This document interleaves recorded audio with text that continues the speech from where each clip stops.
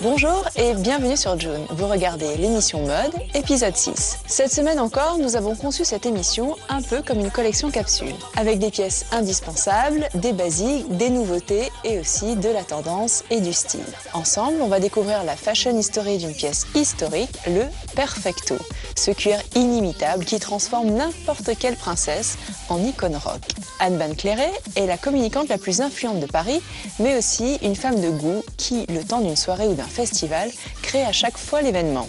Ensuite, c'est avec Amanda Sters que nous parlerons de mode. Celle qui écrit avec talent pour le cinéma et pour le théâtre, dessine aussi pour le monde de la mode. Et puis, tous les fashion gossips sont dans le wallpaper du mois, alors sommaire. Le basique de la semaine, c'est le Perfecto. Véritable pièce maîtresse de nos dressings de modeuses, il va à tout le monde. De Marlon Brando à Rihanna, il a connu toutes les époques et tous les styles. Du biker à la blogueuse à moto ou en soirée, avec une micro-jupe ou un slim un peu usé, il casse tous les codes de la mode et réinvente à chaque fois une allure glam rock. Voici l'histoire du Perfecto. Le portrait de l'émission Mode est consacré ce mois-ci à Alban Cléret. À lui seul, son nom réussit à vous ouvrir les portes des clubs bondés de Cannes, Los Angeles et Paris. À elle seule, elle connaît toutes les têtes d'affiche du 7e art et c'est à elle seule que les maisons les plus prestigieuses confient leurs événements les plus courus. La mode, elle la vit en noir et blanc, les deux seules couleurs qu'elle porte, mais vous verrez que son dressing est loin d'être triste. La mode, c'est une question de point de vue, mais aussi de taille et de prix. Mais pour que la mode reste avant tout une question de plaisir et d'envie, voici quelques nouvelles qui devraient vous réjouir. Voici les news. L'invitée de l'émission Mode aujourd'hui est Amanda Sters. Bonjour Amanda. Bonjour. Et merci d'avoir accepté notre invitation. Surtout que c'est pour parler de mode, un univers dans lequel le public est peu habitué à vous voir et à vous entendre. Vous êtes connue et reconnue comme auteure à succès.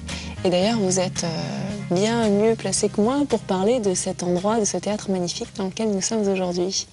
Oui, je pensais que vous alliez me recevoir dans un lieu de défilé, mais non. Donc pas du tout. On est au théâtre Édouard VII, qui est un des plus jolis théâtres de Paris.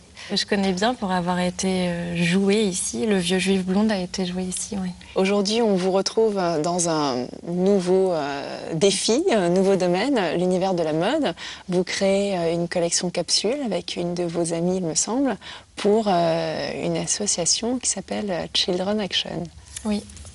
J'ai toujours fait des choses pour cette association qui me tient vraiment à cœur, puisque Children Action s'occupe de faire opérer des enfants dans le monde entier. Ils amènent des équipes de médecins dans des pays en difficulté.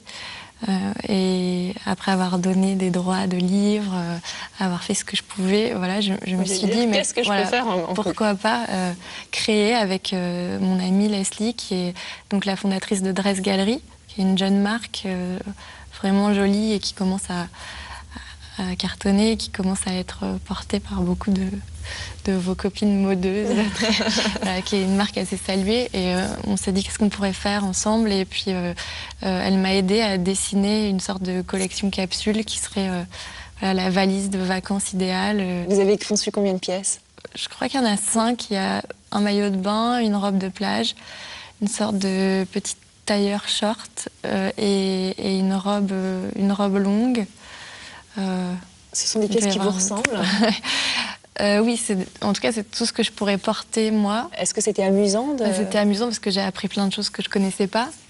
Parce qu'on s'imagine toujours un métier, mais qu'ensuite, voir comment ça se passe vraiment, c'était super. Je pense que toutes les petites filles ont toujours rêvé de dessiner une robe. Et voilà, j'ai vu comment on dessinait, comment on allait choisir les matières, les couleurs, comment on ajoutait les détails. J'ai vu les essayages. Donc j'ai vraiment suivi toute la création de ces vêtements. Et ouais, je pense que c'est intéressant dans tous les métiers, mais surtout dans celui-là qui est quand même un métier de rêve, quoi. On va continuer d'apprendre à vous connaître à travers une petite série de questions de l'émission Mode. Quel genre de modeuse êtes-vous? Vous êtes plutôt suiveuse, avant-gardiste? Je suis pas avant-gardiste. Je suis classique. Non, je fais attention, mais je peux avoir des lubies, voilà, ou des créateurs que je me mets à suivre et à adorer, ou j'ai des phases où je peux être en talons hauts et robe tous les jours, et puis des phases où je suis en hug ou en Converse. En loose totale, voilà. à la maison. C'est des périodes, je pense. À quoi ressemble votre dressing? Il est assez sombre, beaucoup de noir. Il y a des rangées de noir. Noir et beige, en fait. Il y a 2-3 touches de couleurs qui sont des jours où j'ai tenté des choses et il y a presque encore les étiquettes dessus. Donc sans succès, les tentatives sans succès. Ouais, mais non, c'est un dressing de psychopathe, on peut le dire, un peu monomaniaque, avec 250 robes noires. Si vous étiez une paire de chaussures, vous seriez laquelle et pourquoi? Ouais, j'ai une paire de Sergio Rossi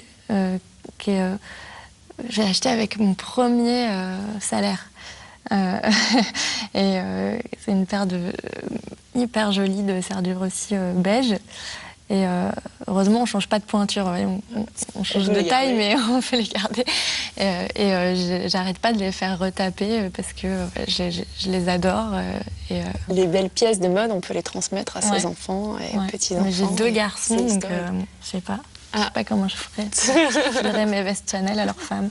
Quelle est la plus belle pièce de votre armoire? Un robe de mariée. Ouais. Elle est comment? C'est une robe qui avait été dessinée par Prada. Et elle est blanche et rose. Voilà, ça, pareil, j'aimerais vraiment la donner un jour à il va falloir jeune faire femme. Une fille, Amanda. Bah ouais, non, mais j'ai des nièces, voilà. Quel est votre dernier craquage mode? Le dernier craquage, c'est une robe Chanel noire, pour changer du noir. Pour changer du noir. Écoutez, je vais être faite chevalier des arts et des lettres, il fallait bien que je sois bien habillée, quoi. Je me suis dit, j'ai le droit de m'acheter une belle robe pour l'occasion. Quelle pièce vous ne prêteriez jamais, même à votre meilleure amie? Aucune. Je prêterai tout à ma meilleure amie. Partageuse. Ouais. Ça, c'est gentil. Selon vous, quelle est la pire faute de goût? Je pense que c'est le total look, quoi. Le truc où on est des pieds à la tête, habillés. Le côté femme sandwich aussi, avec les marques en énorme, j'ai du mal. Voilà.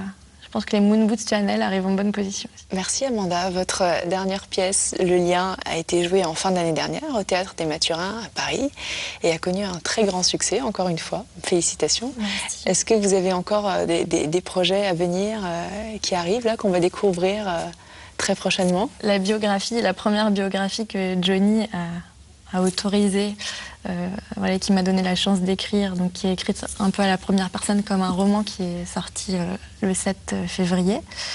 Et un nouveau livre un peu étonnant qui sortira en mai sur les tueries aux États-Unis, notamment la tuerie de Newton, entre un essai et un roman. Voilà.